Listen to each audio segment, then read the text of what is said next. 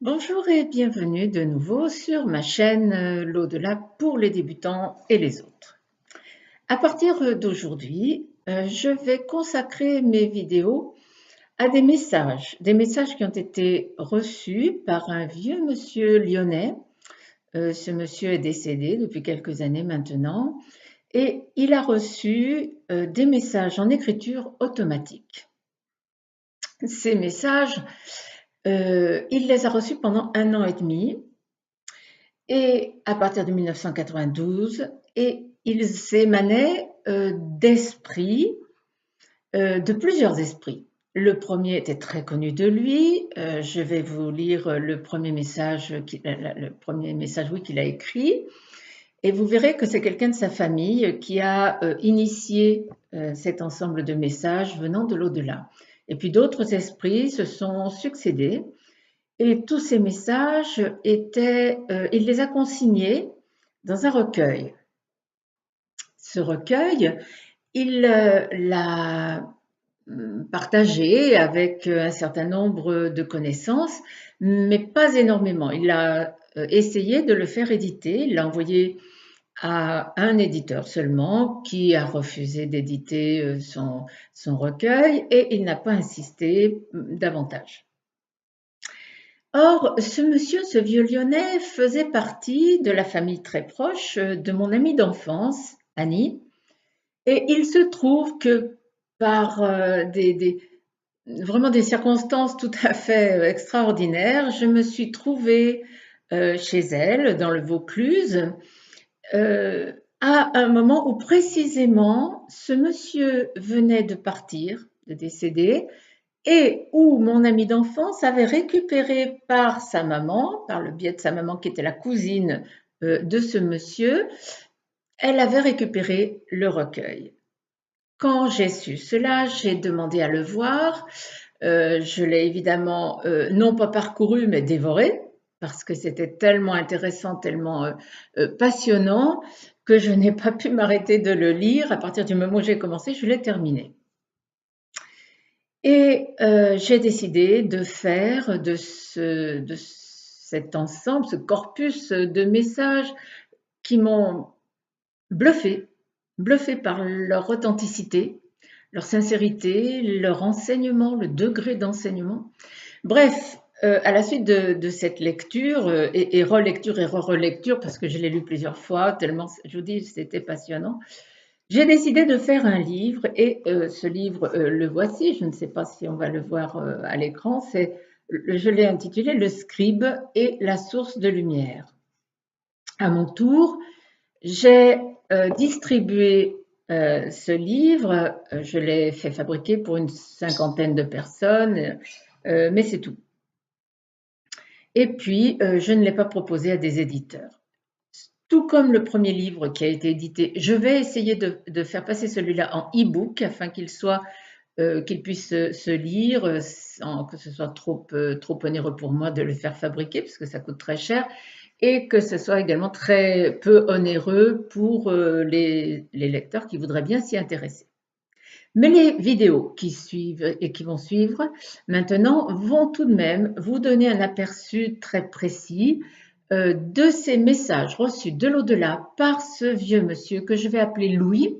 Ce n'est pas son nom, mais on va l'appeler Louis par respect pour la vie privée de sa famille, sa fille m'ayant autorisé à écrire le livre sans pour autant délivrer le nom de celui qu'on va appeler le scribe. Ce sont les esprits eux-mêmes qui l'appellent le scribe. Voilà en gros poser l'histoire, le début de l'histoire de ce monsieur Louis, de ces messages qu'il a reçus pendant 1 an et demi. Et donc voilà comment je vais essayer de vous transmettre le plus important, le jus de ce que le scribe a écrit. Le reste étant, c'est tellement énorme, c'est une manne tellement énorme que je ne peux pas me permettre de tout vous dire par vidéo. Les sujets qu'il a abordés sont extrêmement nombreux. Ils concernent évidemment la mort, le passage, la vie dans l'au-delà, le libre arbitre, la mission, comment sont choisis ceux qui sont amenés à recevoir des messages par écriture automatique ou par d'autres moyens. Vraiment, les esprits ont voulu enseigner tous azimuts et nous enseignent aussi bien sur ce qu'est la vie dans l'au-delà que sur la vie que nous devons mener ici. Et vous verrez que c'est dit dans des termes simples, qui vous paraîtront peut-être quelquefois un peu entachés de religiosité. Il faudra peut-être faire l'effort de vous exonérer, de vous arrêter là-dessus. Il faudra peut-être laisser un petit peu les termes qui sont un peu religieux. Il s'adresse à tous, c'est d'ailleurs dit dans les messages, il s'adresse à vous, à moi, à tous ceux qui ont une religion et à tous ceux qui n'en ont pas. Ils sont parfaitement universels et c'est pour cela que je les trouve aussi intéressants. Il y a aussi un autre élément qui fait que je suis vraiment persuadée de leur authenticité. Bon, il y a évidemment d'abord le fait que je connais, pas personnellement, mais par mon ami d'enfance interposé, je sais que cet homme a existé, je sais sa valeur morale, je sais qu'il était sincère, mais pas seulement ça. Ce qui fait que je pense que ces messages sont authentiques, c'est leur simplicité. Vous allez peut-être parfois penser qu'il manque un tout petit peu de précision, mais pour ma part, je trouve que cette espèce de simplicité dans les messages leur donne comme un accent vraiment très fort de sincérité, d'authenticité. Il m'est arrivé de lire des messages venant de l'au-delà, ou soi-disant, et avec une telle précision que j'arrivais à avoir quelques doutes. Mais bon, ce n'est que mon avis, hein, je peux me tromper. Mais ceux-là, vraiment, sont simples, accessibles à tous. Ils sont d'ailleurs adressés à tous, c'est bien dit et redit dans les messages. Donc, n'importe qui peut les recevoir et en faire ensuite bien, ce que chacun voudra. Voilà, je vais donc commencer en m'excusant pour le bruit que font mes petits inséparables. Ce sont deux petits perroquets et malheureusement, c'est l'heure de leur bavardage. Ils ont plusieurs heures dans la journée. Et cette heure-ci, c'est vraiment l'heure à laquelle ils s'adonnent à les bavardages. Alors peut-être qu'ils se disputent, je ne sais pas, est-ce que ce sont des déclarations d'amour, j'en sais rien. Mais c'est vrai qu'ils sont bavards et bruyants. Voilà. Donc nous allons commencer par un premier texte écrit par Louis qui met en place tous les éléments de la situation. Et pour cela, je vous demande de m'excuser, mais je vais prendre le livre et vous lire in extenso ce message. Donc, je prends ce livre à la page 17 et voici ce qu'écrit Louis. Et c'est donc le premier écrit de son recueil. Celui-là n'est donc pas un message reçu de l'au-delà, c'est simplement lui qui a écrit les circonstances dans lesquelles précisément il va les recevoir. Lorsque ma filleule me téléphona ce 3 janvier 1992 que sa mère, âgée de 82 ans, était décédée dans la matinée, je ne pensais pas que cet événement allait m'entraîner dans une expérience extraordinaire. Au cours de cette même soirée, je ressentis sur le côté de la main une légère douleur inhabituelle qui semblait être un petit rhumatisme. Cette gêne se poursuivant, une idée saugrenue me vint. Faisant le rapprochement avec la nouvelle apprise le matin, j'imaginais qu'il s'agissait peut-être d'un appel d'écriture automatique. Je n'avais sur la question qu'une idée très vague, que ma femme m'avait communiquée quelque temps auparavant. Vous voyez là, une synchronicité. À la suite de la lecture d'un livre dont pour ma part je n'avais pas pris connaissance. J'ignorais tout de la technique à utiliser. De façon empirique, je constatais que si je m'installais devant une feuille de papier et tenais mon stylo de la main gauche, main dans laquelle se produisait le rhumatisme, je pouvais tracer, d'une écriture hachée qui n'était pas la mienne, des mots les uns à la suite des autres, sans idée préalable. Mais je me rendis compte, après quelques essais plus ou moins cohérents, que sans brouillon, sans rature, les mots s'ordonnaient et formaient des phrases lisibles. Il me suffisait de laisser ma main tracer ce qu'elle avait envie, sans me préoccuper du sens général de la phrase. Voici donc comment cela se passe. Il ressent comme un petit rhumatisme à sa main gauche, qui n'était pas sa main d'écriture, et il repense à ce que sa femme lui avait dit quelque temps auparavant au sujet de l'écriture automatique. Elle avait lu un livre là-dessus, mais lui, pas du tout.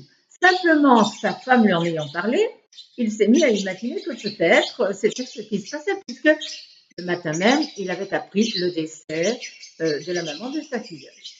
Et ça a marché.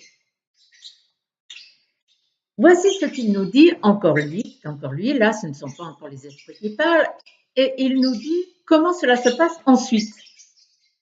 Je ne cherche pas à guetter l'appel, et je n'ai rien changé à mes activités habituelles. Mais ce qui m'étonne, c'est que tous les messages se rapportent à Dieu et à la vie éternelle. Et cependant, je ne suis pas obsédée par ces idées, et tout en étant croyant, je ne suis même pas pratiquant. Aussi, ces pensées sont-elles loin de moi lorsque je prends le stylo. Les messages qui se font de plus en plus nombreux arrivent bientôt à n'importe quel moment de la journée, parfois tard le soir, avec très souvent des idées fortes, répétitives, comme s'il fallait marteler ce que le correspondant voulait faire passer. Cela me déroute et me donne l'impression d'entrer dans un domaine que je ne contrôle pas. Louis a été au départ très déconcerté par ce qui se passait, et d'abord par ce qui se passait, l'écriture automatique qui lui tombe dessus, et puis par le contenu des messages. Ce n'était pas vraiment son quotidien. Et quand il écrit qu'il sent comme une espèce d'appel pressant à prendre le papier et à écrire, là j'ai un témoignage de sa fille, que j'ai eu au téléphone, et qui m'a dit, avec quelques réticences, parce qu'elle n'est pas très... C'est une personne très cartésienne, comme on dirait, c'est-à-dire bien dans le matériel, bien dans le concret, et qui n'apprécie pas beaucoup tout ce qui touche au paranormal. Enfin, le paranormal, c'est le paranormal aujourd'hui, mais ce sera le normal demain. Mais elle n'est pas du tout, elle n'est pas intéressée par ces sujets, et même elle est un peu réticente. Et pourtant, elle m'a dit qu'elle avait assisté à un moment où précisément son papa s'était levé et avait été comme contraint d'aller prendre papier et crayon et d'écrire. Et elle a reconnu qu'il n'était plus libre de ses mouvements, que c'était vraiment quelque chose qui le dépassait, qui l'entraînait. Il n'y pouvait rien. Il n'avait pas déclenché les messages, ni au départ, ni ensuite. Il lui arrivait, quand il lui arrivait, même tard le soir, et vraiment, là, il était le scribe. Ils l'ont appelé, les esprits l'ont appelé scribe, mais c'était vraiment ça, il était le scribe au service des esprits qui voulaient faire passer des messages forts, nous les verrons bien sûr, aux humains incarnés que nous sommes, vous, moi, tout le monde, ici. Voilà donc l'histoire posée, les circonstances sont posées. Louis devient le scribe des esprits et tout d'abord, eh bien, précisément de la défunte. La défunte s'appelait Madeleine. Elle avait donc 82 ans lors de son décès et c'est elle qui, dans un premier temps, va le faire écrire. Cela ne durera pas longtemps et on comprendra par la suite, les esprits vont le lui expliquer, je suis désolée, c'est un chien, qu'ils avaient choisi, ils avaient demandé à Madeleine de communiquer par écriture automatique avec Louis, de façon à vérifier si véritablement il était capable pas d'entendre, mais de relayer, de recevoir ce que l'au-delà lui envoyait. Et chose étonnante, il a précisément été choisi, cela a été dit plus tard aussi, parce qu'il était extrêmement calme, posé, quelqu'un de sérieux, quelqu'un également dans le concret. Et ce sont ces qualités-là qui l'ont fait choisir. Vous voyez que c'est curieux, on imagine que quelqu'un qui va être choisi pour relayer l'au-delà, c'est quelqu'un qui est déjà là-dedans, qui va s'y intéresser.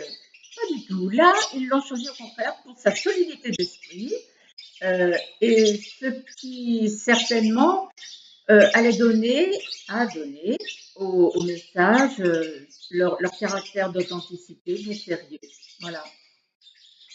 Donc les circonstances de cette situation sont posées. Et voici un des premiers messages de Madeleine. Moi, j'ai un peu exploré le texte, j'ai enlevé ceux qui n'étaient pas forcément indispensables. Il y a beaucoup de redites, hein, il l'a écrit, mais c'est vrai. Donc moi, j'ai gardé l'essentiel. Et voici un des messages que Madeleine lui envoya le 20 janvier 1992. Alors tu retombes encore dans tes doutes. Mais que faut-il encore te dire? Quelle preuve faut-il encore te donner pour que la flamme ne s'éteigne pas? Alors tu imagines ceux qui n'ont pas la chance d'avoir des signes? Songez que vous êtes des privilégiés et que c'est une raison suffisante pour diffuser la lumière, mais pas la flamme chancelante, la vraie lumière de Dieu. Alors là, on découvre déjà le mot Dieu, qui appartient plutôt à la religion, aux religions, pardon. Encore une fois, je l'ai déjà dit dans d'autres vidéos, appelez Dieu comme vous le souhaitez, énergie suprême, le grand être de tout. Donnez-lui le nom que vous voulez. Il sera appelé Dieu tout le long des messages. Ne vous arrêtez pas à cela si ça vous gêne un petit peu. Traduisez dans votre langue à vous. De toute façon, pour les avoir bien lus et travaillés, ce n'est pas un Dieu qui appartient à une religion quelconque. Dans ce que racontent tous ces textes, c'est un Dieu totalement universel. Voilà.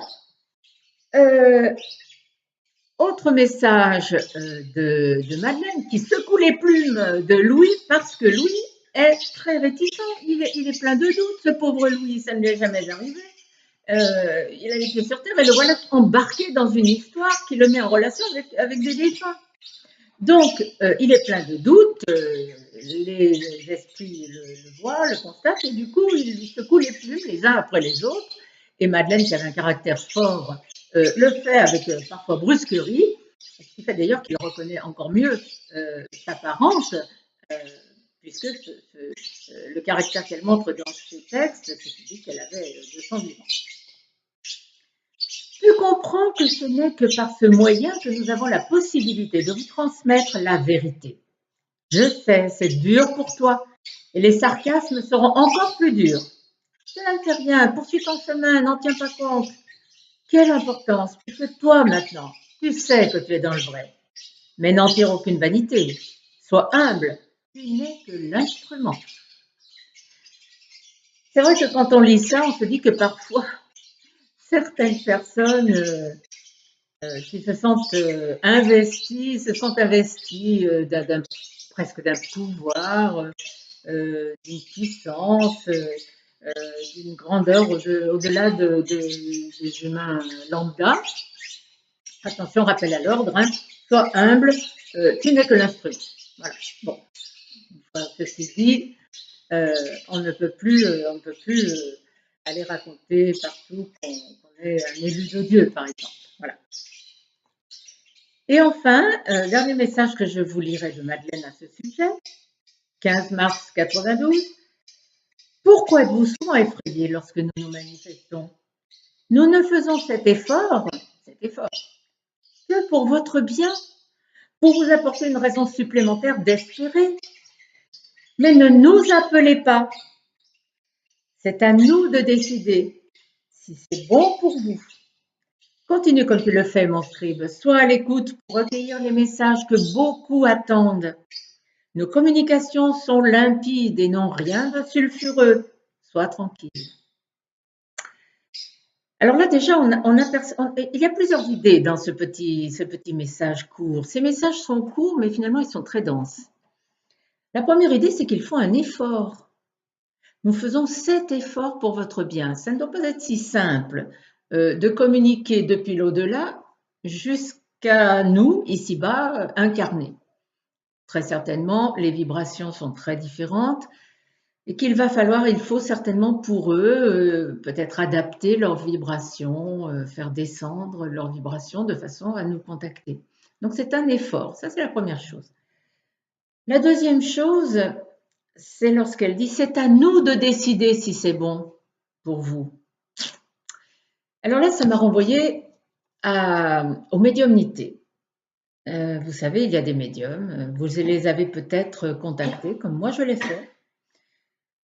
Et ce faisant, vous avez peut-être souhaité parler à un défunt que vous aimiez beaucoup, un proche, un ami, que vous aviez perdu. Je l'ai fait aussi. Et elle nous dit là, ce n'est pas à nous vivants, c'est à nous, esprits, de décider quand c'est bon pour vous que nous nous manifestions. Alors, lorsque les défunts, les esprits, nous contactent par des signes, nous en avons parlé dans les vidéos sur les signes, pas de problème, ce sont eux qui ont décidé de nous contacter. Mais il semblerait, d'après ce qu'elle dit, que ce n'est pas une bonne idée que d'aller les contacter. J'ai beaucoup réfléchi sur ce point-là parce qu'il me trouble. Je n'ai pas envie d'être désagréable aux esprits, aux défunts, aux proches que j'aimais. Mais j'espère qu'elle n'envisage en disant cela ou surtout les petits plaisantins qui s'amusent autour d'une table à essayer soit de faire tourner une table, soit de se servir de l'être qui se déplace sans beaucoup de respect pour les défunts, les esprits qu'ils appellent. D'ailleurs, c'est quelque chose de très dangereux puisqu'il leur arrive très souvent de contacter des gens du bas astral qui peuvent leur causer beaucoup de problèmes. Donc j'espère qu'elle pense à cela. Mais il y a quand même un fait que j'ai lu il n'y a pas longtemps du tout qui me donne à penser que s'ils n'ont pas envie d'être contactés, eh bien même si nous les appelons, ils ne viendront pas. Je pense aux ateliers de transcommunication hypnotique qui sont menés par le docteur Jean-Jacques Charbonnier un peu partout. Et très récemment, j'ai lu dans le témoignage d'une personne qui avait assisté à un de ces ateliers, au travers desquels, grâce à l'hypnose, les gens peuvent rencontrer des gens des proches défunts qu'ils ont aimés. Eh bien, une personne a vu quelqu'un, je crois que c'était son père, mais j'ai un petit doute, de sa famille, un proche de sa famille qui a refusé de communiquer.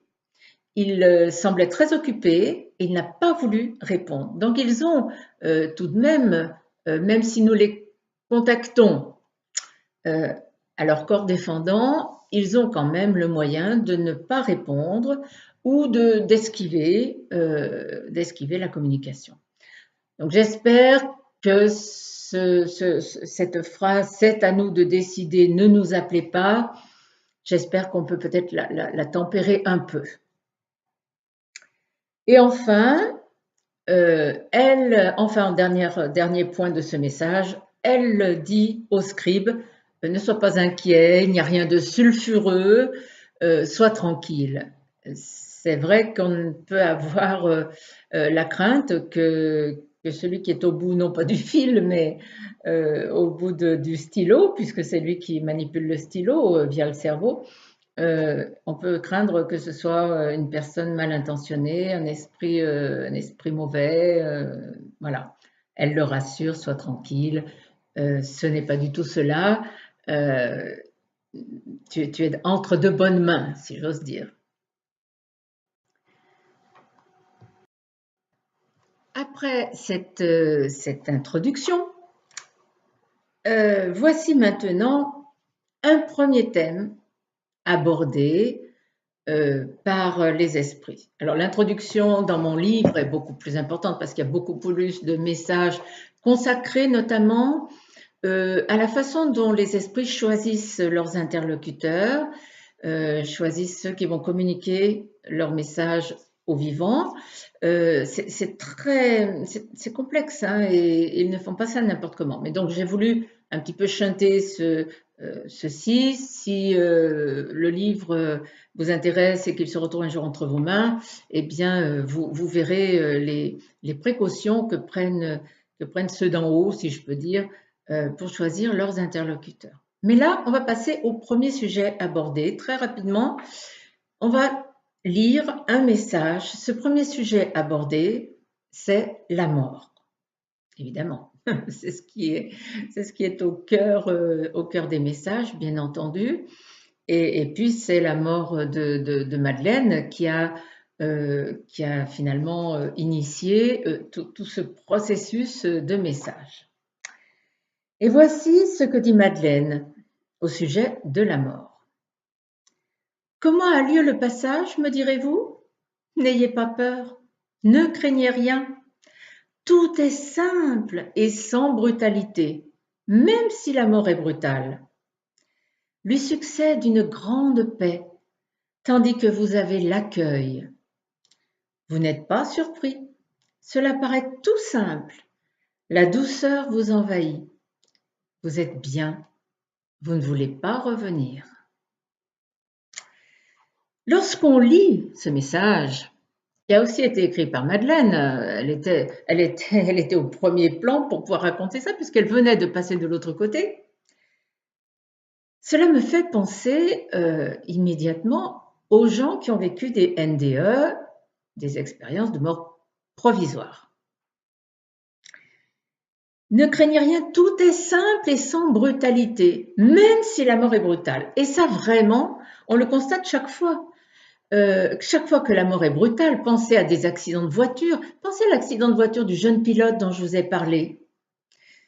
Aussitôt après cet accident épouvantable, il a pu y avoir une douleur extrême lors de l'accident avant que la personne sombre dans le coma, puis s'en aille dans le tunnel.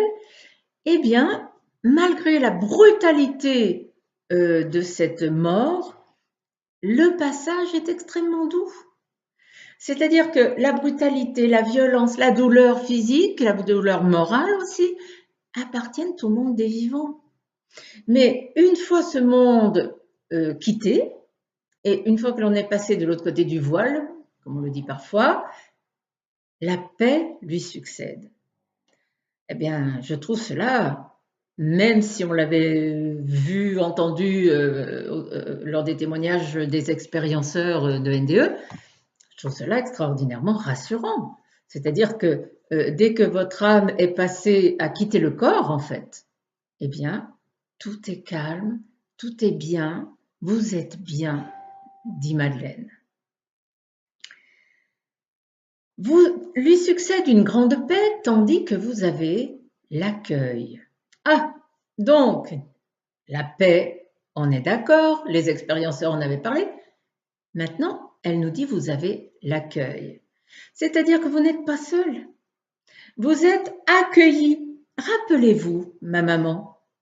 Vous vous souvenez que ma maman avait fait une NDE et que dans le tunnel, elle avait son fils qui l'accueillait avec des citrons dans les mains, puisque les citrons, c'était son fruit préféré, vous vous souvenez, elle en pressait 1 kilo par jour et elle en arrosait ses aliments. Donc, vous avez l'accueil, cela signifie que vous n'êtes, d'une part, vous êtes bien, vous êtes débarrassé de votre souffrance physique ou morale, mais en plus, vous n'êtes pas seul, vous êtes accueilli. Et ça encore, c'est vraiment un élément propre à rassurer le plus inquiet d'entre nous quant au passage. Car là, quand on parle de la mort, il s'agit bien du passage.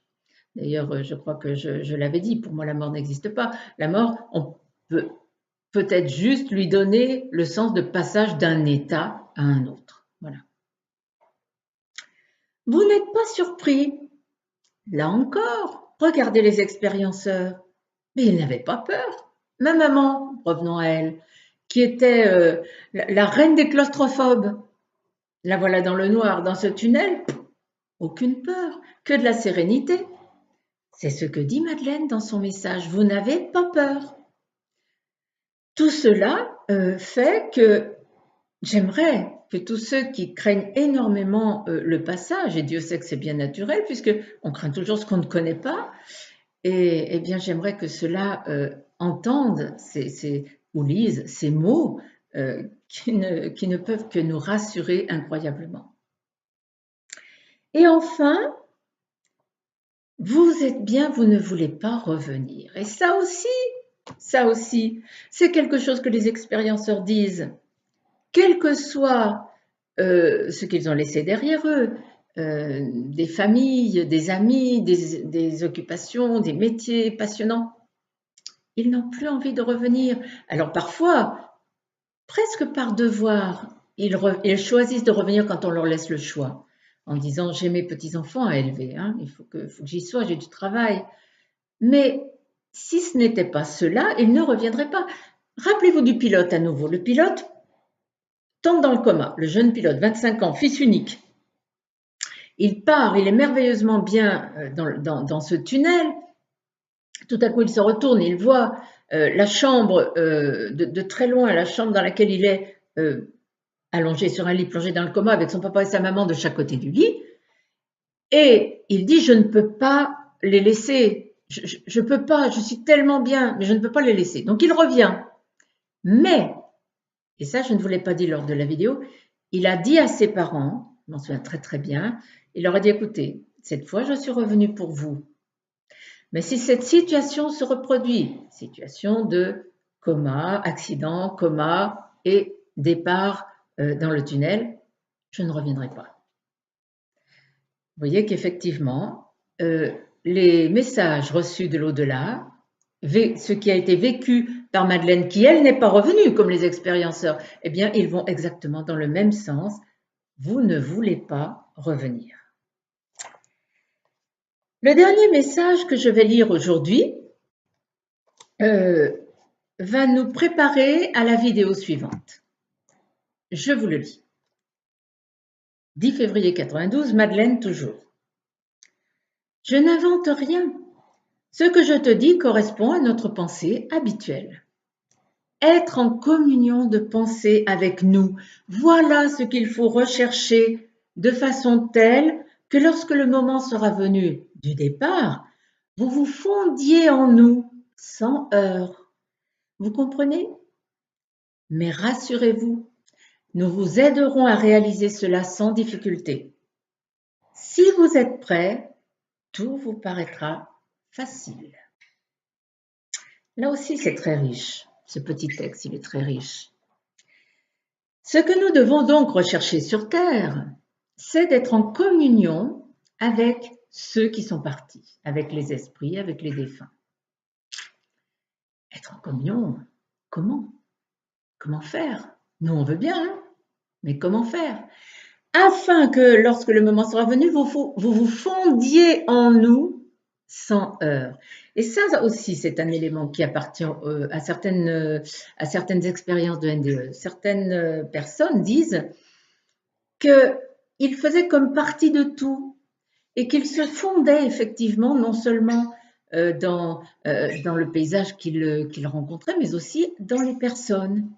Eh bien, c'est ce que dit Madeleine. Il faut que vous soyez en communication avec nous, de votre vivant, de façon à ce que vous vous fondiez sans heurts, sans difficulté, au moment où vous serez avec nous de l'autre côté.